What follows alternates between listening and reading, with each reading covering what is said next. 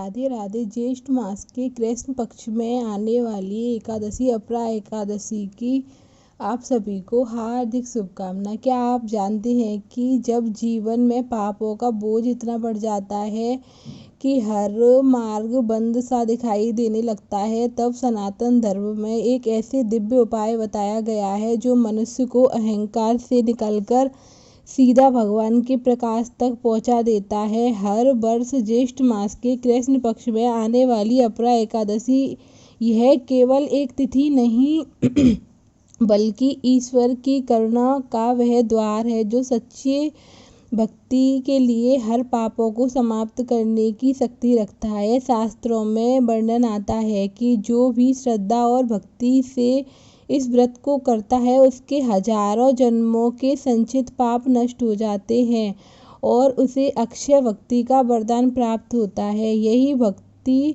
से अनंत भगवान विष्णु के श्री चरणों तक पहुंचा देता है और जन्म मृत्यु के बंधन से मुक्त कर देती है। सनातन परंपरा में व्रत कथा सुनने और सुनाना केवल एक परंपरा नहीं बल्कि आत्मा को शुद्ध करने का माध्यम है।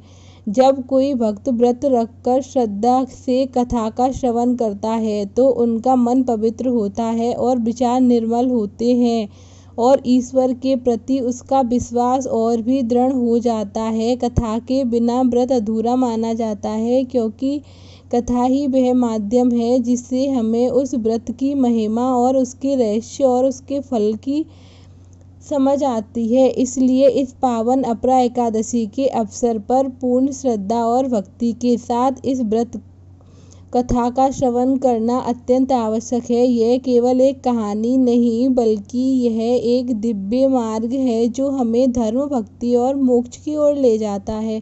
तो आइए मन को शांत करके भगवान का स्मरण करते हुए और सच्चे भाव से श्री कृष्ण बोले, हे युधिष्ठिर, ज्येष्ठ मास की कृष्ण पक्ष की एकादशी का नाम अपरा है।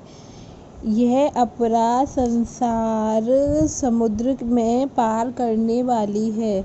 इस व्रत से महापापों का नाश हो जाता है। जो क्षत्रिय का पुत्र युद्ध भूमि में पीठ दिखाकर भाग जाए तो धर्मशास्त्र उसे नरक का अधिकारी कहता है। यदि वह भी अपरा एकादशी का व्रत कर लेता है तो निश्चय ही स्वर्ग की प्राप्ति हो जाएगी। जो माता पिता तथा गुरु की निंदा करता है, नीति उसे नरक का भागी कहती है, परंतु अपरा एकादशी का व्रत उसे वैकुंठ का अधिकारी बना देती है। जो फल बद्री काश्रम में निवास करने से मिलता है वह अपरा एकादशी से मिलता है। जो फल सूर्य ग्रहण में कुरुक्षेत्र के स्नान से मिलता है सो फल अपरा एकादशी से मिलता है। ब्याही गौ का दान अपरा एकादशी के व्रत के समान है। इसका मातम सुनने वाला सिंह के समान हो जाता है। पापी रूपी मृग उसे देखकर दूर भाग खड़ा हो जाता है।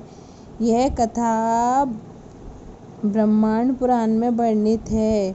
इस दिन ककड़ी का सागर किया जाता है तथा अन्य फल, दूध व दूध से बने पदार्थ, खोए की मिठाई आदि भी ले सकते हैं। आती है अपरा एकादशी। यह एकादशी मनुष्यों के बड़े से बड़े पाप को नाश कर देती है। यह ऐसी एकादशी तिथि है जिसके नियम और श्रद्धा पूर्वक पालन करने से मनुष्य के पाप नष्ट हो जाते हैं। बस करना है तो सिर्फ एक काम, वह है पूर्ण श्रद्धा के साथ समर्पित भाव से इस एकादशी का पालन करना है। उपवास के पालन के साथ साथ भगवान श्री हरि के पवित्र नामों का जप करना, उनका चिंतन करना। तो चलिए इस परम पवित्र अपरा एकादशी से जुड़ी इस रहस्य पौराणिक कथा का श्रवण करते हैं। आइए आज की अपरा एकादशी की कथा आरंभ करते हैं। नदी के किनारे बसा हुआ एक सुंदर और समृद्ध राज्य आज किसी अनहोनी घटना को देखने वाला था। ऐसा लग रहा था मानो हरियाली और खुशहाली का साम्राज्य समाप्त हो रहा है। सभी घरों में दीपक बुझ चुके थे और घरवाले निद्रा देवी के अधीन हो चुके थे। धर्म की ध्वजा लहराने वाला राज्य में आज अधर्म का आचरण होने वाला था। वैसे तो ये अमावस्या के पहले चौथवी की अंधेरी रात थी और हालांकि कुछ पहर बाद सूरज निकलने ही वाला था, लेकिन शायद नगरवासियों के भाग्य में सूरज हमेशा के लिए डूबने वाला था। और क्यों ना हो, आखिर उन्होंने महान पराक्रमी, उदार, धर्मात्मा और सशक्त राजा के जीवन पर मृत्यु के बदले में जो मंडरा रहे थे।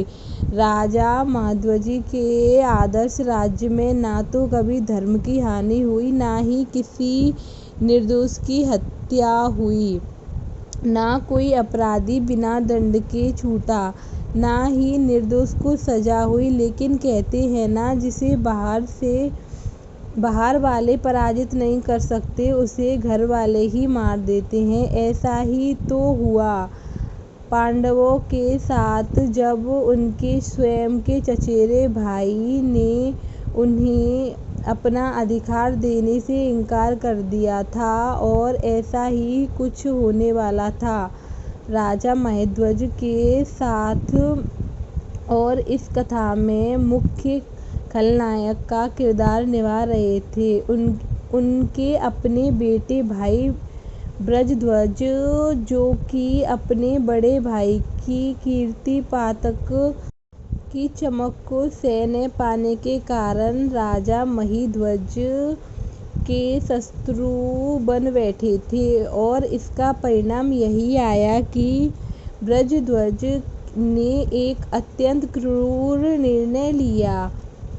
उसके कानों में राजा महिध्वज की लोकप्रियता के शब्द गूंज रहे थे और वह उसे शांति से सोने नहीं दे रहे थे। ईर्ष्या और द्वेष उस पर पूर्ण रूप से हावी हो चुका था। आखिरकार वह उठा और अंधेरी रात में अंधकार से भी ज्यादा कालाकृत करने के लिए उसने कदम राजा महिध्वज के कक्ष की ओर बढ़ रहे थे। ना तो उसके किसी सिपाही ने रोका और ना ही उसकी अंतरात्मा की आवाज उसे सुनाई दी। आखिर उसने अपने बड़े भाई राजा महिध्वज के कक्ष में जाकर तलवार के निर्दय प्रहार करके सोते हुए भाई की हत्या कर दी। और इतना करके उसे शांति नहीं मिली तो उसने राजा महिध्वज के शव को राज्य से बाहर एक पीपल के पेड़ के नीचे गाड़ दिया। अब देखिए, राजा महिध्वज का इसमें कोई दोष नहीं था, फिर भी इस प्रकार अकाल मृत्यु होने के कारण उन्हें अच्छी गति प्राप्त नहीं हुई और वे प्रेत योनि प्राप्त करके उसी पेड़ के ऊपर रहने लगे। काल का प्रभाव थोड़ा सा बीत गया था और ईश्वर इच्छा से राजा महिध्वज के पुण्य प्रभाव से एक दिन यूं ही एक महान ऋषि धौम्य उस राज्य में उसी पीपल के पेड़ के पास से गुजर रहे थे। उन्होंने अपने तपोबल से देखा कि इतने महान राजा महिध्वज की आत्मा प्रेत योनि प्राप्त करके उस पेड़ पर रह रही थी। उदार मन वाले ऋषि धौम्य ने इस प्रेत योनि में रहने वाले राजा महिध्वज को पेड़ से नीचे उतारा और उन्हें परलोक विद्या का दान दिया। अब देखिए, सत्पुरुषों की उदारता की कोई सीमा नहीं होती है। उनकी करुणा का सागर सबके लिए एक समान रूप से बहता है।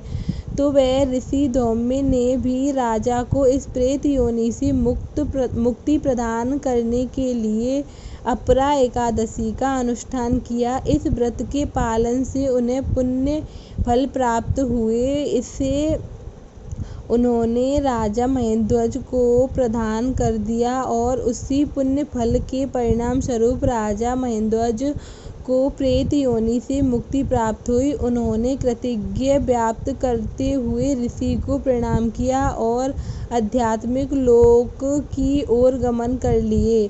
अगर एक छोटी सी गलती से आपकी एकादशी का पूरा फल कम हो जाए तो और ऐसा ना हो, इसलिए हर एकादशी को करें बिल्कुल सही तरीके से। 24 दिशाओं की संपूर्ण कथा और अपरा एकादशी का मातम। जो पुण्य चंद्र या सूर्य ग्रहण में स्नान दान से मिलता है वह अपरा एकादशी से करने से मिल जाता है। एकादशी व्रत की विधि। व्रतधारियों को दशमी के दिन मांस, प्याज तथा मसूर की दाल इत्यादि निषिद्ध वस्तुओं का त्याग करना चाहिए। रात्रि को ब्रह्मचर्य रखें, स्त्री से दूर रहें। प्रातः एकादशी को लकड़ी की दातुन न करें। नींबू, जामुन या आम के पत्ते लेकर चबा लें और उंगली से कंठ को साफ कर लें। वृक्ष से पत्ता तोड़ना भी वर्जित है, अतः स्वयं गिरा हुआ पत्ता लेकर सेवन करें। फिर स्नान कर मंदिर में जाना चाहिए। गीता का पाठ करना या सुनना चाहिए।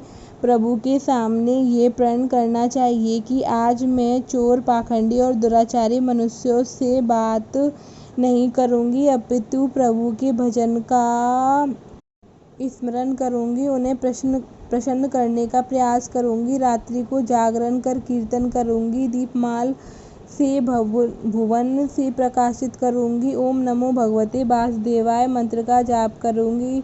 इस द्वादशी अक्षर में मंत्र का जाप करना राम, कृष्ण, नारायण इत्यादि विष्णु सहस्त्र नाम को कंठ का भूषण बनाऊंगी। ऐसी प्रतिज्ञा करके प्रभु के मंदिर में प्रार्थना करके कि मेरी लाज आपके हाथ में है, अतः मेरे प्रण को पूरा करना। यदि अचानक भूलवश किसी निंदक से बात कर बैठे तो उसका पाप दूर करने के लिए सूर्य नारायण के दर्शन तथा धूप दीप से भगवान की पूजा कर क्षमा मांग लेना चाहिए। एकादशी के दिन झाड़ू न देना चाहिए, क्योंकि चींटी आदि जीव मर जाते हैं, तथा बाल न काटने चाहिए, अधिक न बोलना चाहिए। गृहस्थी को अन्न का दान करना चाहिए। अन्न दान लेना वर्जित है। झूठ, कपटी और कुकर्म न करना चाहिए। और दशमी के साथ मिली हुई एकादशी वृद्धि मानी जाती है। शिव उपासक तो उसको मान लेते हैं। वैष्णवों के योग्य द्वादशी से मिली हुई एकादशी का व्रत करना चाहिए और त्रयोदशी आने से पहले व्रत पूर्ण कर लेना चाहिए। फलाहार में गोभी, गाजर, शलगम, पालक, कुल्फा का साग इत्यादि नहीं खाना चाहिए। मूली, आम, अंगूर, केला, बादाम, पिस्ता इत्यादि अमृत फलों का सेवन करना चाहिए। प्रत्येक वस्तु प्रभु को भोग लगाकर तथा तुलसी दल छोड़कर खानी चाहिए। द्वादशी के दिन ब्राह्मण को मिष्टान की दक्षिणा से प्रसन्न कर परिक्रमा ले लेनी चाहिए। किसी संबंधी की मृत्यु हो जाए तो उस दिन एकादशी व्रत रखकर उसका फल उसे संकल्प कर देना चाहिए। गंगा जी में अस्थि पुण्य प्रवाह करने पर भी एकादशी व्रत रखकर फल प्राणी के निमित्त देनी चाहिए।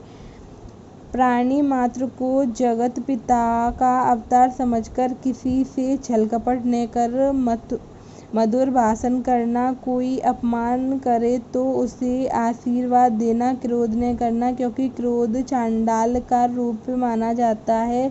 आप देवता रूप हो। संतोष कर लेना, संतोष का फल सर्वदा सुखकारी होता है। सत्य भाषण करना, मन में दया रखना, इस विधि से व्रत करने वाले को दिव्य फल प्राप्त होता है। जो भी अपरा एकादशी को इन नियमों का पालन करता है उसकी सभी मनोकामना पूर्ण होती है और उसे मोक्ष की प्राप्ति होती है। सभी को अपरा एकादशी का व्रत जरूर करना चाहिए। कथा का समापन करते हुए भगवान श्री कृष्ण ने अब अपरा एकादशी के मातम की चर्चा करने लगे। उन्होंने कहा, जो भी इस एकादशी को श्रद्धा और निष्ठा पूर्वक करता है वह अत्यंत जघन्य पाप कर्मों जैसे कि ब्रह्म हत्या, पर स्त्री संग, धन के लिए शास्त्रों का अध्ययन, गुरुद्रोह इत्यादि से मुक्त हो सकता है। इतना ही नहीं, इस एकादशी का निष्ठा पूर्वक पालन करने से व्यक्ति को कार्तिक मास में पुष्कर में स्नान करना, काशी में शिवरात्रि का पालन करना, माघ मास में प्रयाग तीर्थ में स्नान करना, गया में पिंडदान करना, स्वर्ण का दान देना, सूर्य ग्रहण के समय कुरुक्षेत्र के स्नान करना, कुंभ में केदारनाथ या बद्रीनाथ के दर्शन करना इत्यादि सभी पुण्य कर्मों से जो फल प्राप्त होता है वह सारे पुण्य फल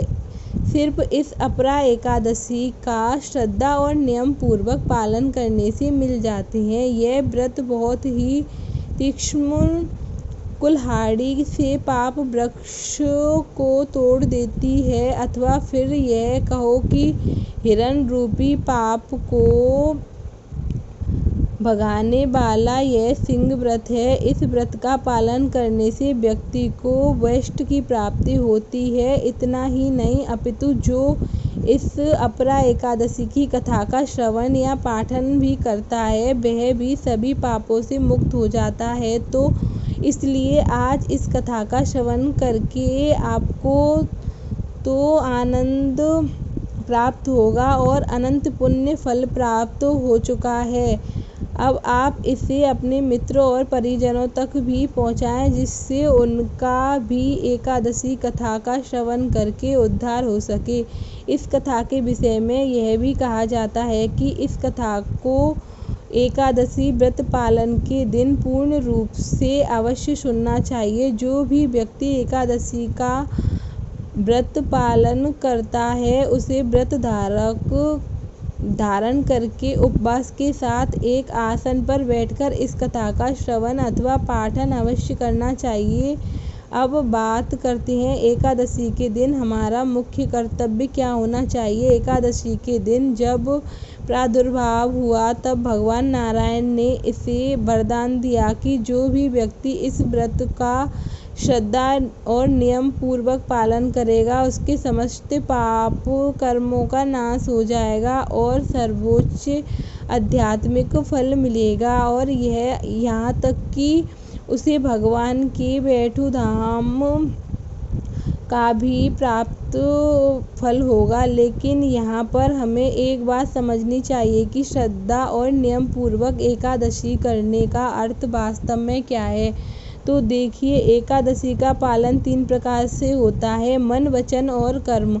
अगर आप इन तीनों में से किसी एक या 2 माध्यमों से एकादशी करते हो तो भी व्रत पूर्ण नहीं माना जाएगा। उदाहरण के तौर पर आप सिर्फ सोचें कि मानसिक रूप से एकादशी का व्रत करेंगे, बाह्य रूप से अन्न खाओगे, अयोग्य कर्म भी करोगे, तो यह आपका व्रत सिर्फ आपकी मानसिक कल्पना बनकर रह जाएगा। दूसरी ओर अगर आप ब्रह्म रूप से व्रत रखते हो तो उपवास करते हो, कथा सुनते हो, लेकिन अगर आपके मन में किसी के प्रति द्वेष आ रहा है या क्रोध उत्पन्न हो रहा है, तो आप अपनी वाणी से किसी को कुछ भी भला बुरा बोल रहे हैं, किसी की निंदा कर रहे हैं, तब पर भी आपका यह व्रत अपूर्ण माना जाएगा। इसलिए एकादशी का व्रत करते समय अपनी मानसिक चेतना का शुद्ध होना अत्यंत आवश्यक है। इसलिए एकादशी के दिन मन को 24 घंटे भगवान श्री कृष्ण हरि के चिंतन में लगाएं, वचन को उनका हरि नाम जप करने और कीर्तन करने में लगाएं और कर्मों के द्वारा एकादशी का उपवास करें। हरि कृष्ण महामंत्र की माला का जप करें, तुलसी पूजा और भगवान की सेवा करें। इस प्रकार आप मन, वचन और कर्म से एकादशी व्रत का पालन कर सकते हैं। एकादशी का व्रत करने और करवाने का यह प्रत्येक सनातन धर्म का पालन करने वाले व्यक्ति का कर्तव्य है, और इसलिए हम अपने चैनल के माध्यम से यह छोटा सा प्रयास कर रहे हैं, जहां हम मात्र अपने वैदिक ग्रंथों और शास्त्रों से प्रमाणभूत जानकारी आपके लिए लेकर आते हैं, और वह भी बिना किसी मिलावट के। अगर आपको हमारा ये प्रयास सराहनीय लगता है तो इस कार्य को आगे बढ़ाने में आप हमारी सहायता कर सकते हो। सनातन शिक्षा को संपूर्ण विश्व में फैलाने का पुण्य फल भी मिलता है। आपके द्वारा हमारे लिए की जा रही प्रार्थना और इस चैनल को सब्सक्राइब करना, यही हमारे लिए बहुत बड़ा मोटिवेशन बन जाता है। तो आइए आप सब मिलकर हमारे इस चैनल को सब्सक्राइब करें। वीडियो अच्छी लगे तो वीडियो को लाइक करें, चैनल को सब्सक्राइब करें और वीडियो को शेयर करें, जिससे सनातन का प्रचार प्रसार सभी तक फैले। राधे राधे।